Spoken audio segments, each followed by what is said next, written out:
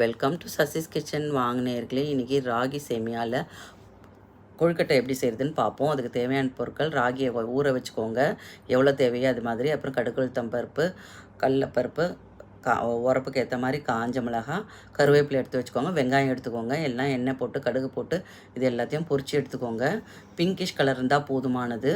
கருவேப்பிலை போடுங்க, ரொம்ப முக்கியம். பிள்ளைங்களுக்கு கொஞ்சம் கொஞ்சமாக கொடுக்க பாருங்கள், உடம்புக்கு ரொம்ப நல்லது. கருவேப்பிலை போட்டு உப்பு போட்டுக்கோங்க, கொஞ்சம் ஒரு துளி பெருங்காயமும் போடுங்க. பெருங்காயம் கேஸ்ட்ரிக் ப்ராப்ளத்தை ரொம்ப ரிலீஸ் பண்ணும். அதை எப்பவுமே ஃபாலோ பண்ணிக்கோங்க. அதே மாதிரி இந்த கலவையெல்லாம் எடுத்து நம்ம ஊற வச்சுருக்கோம் பார்த்திங்களா, அந்த ராகி இதில் அதில் கொட்டிட்டு அதுக்கப்புறம் நம்ம பிடிச்சிட்டு உப்பு தேவையானது கரெக்டாக இருக்கான்னு பார்த்துக்கோங்க. தேங்காய் துருவி போடுங்க, மறக்காதீங்க. தேங்காய் துருவிட்டு முந்திரி இருந்தால் கூட போடலாம், சூப்பராக இருக்கும் டேஸ்ட்டு. பிள்ளைங்களுக்கு ரொம்ப நல்லது. இந்த மாதிரி தானியம் பொருளை செஞ்சு கொடுத்தா நல்ல விசேஷமானது, உடம்புக்கும் ஆரோக்கியம். பிடிச்சி கொழுக்கட்டை மாதிரி பிடிச்சிக்கோங்க, என்ன ஷேப் வேணுமோ பிடிச்சிக்கிடுங்க. பிடிச்சிக்கிட்டு ஆவி போட்டுக்கோங்க.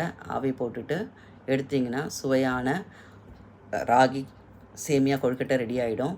நீங்கள் எல்லாம் இது மாதிரி ட்ரை பண்ணியிருக்கீங்களான்றதை சொல்லுங்கள். பிடிச்சிருந்தால் லைக் பண்ணுங்கள், ஷேர் பண்ணுங்கள். யாருமே லைக் பண்ண மாட்டேன்றீங்க, ஷேர் பண்ண மாட்டேங்க, சப்ஸ்கிரைப் பண்ண மாட்டேங்க.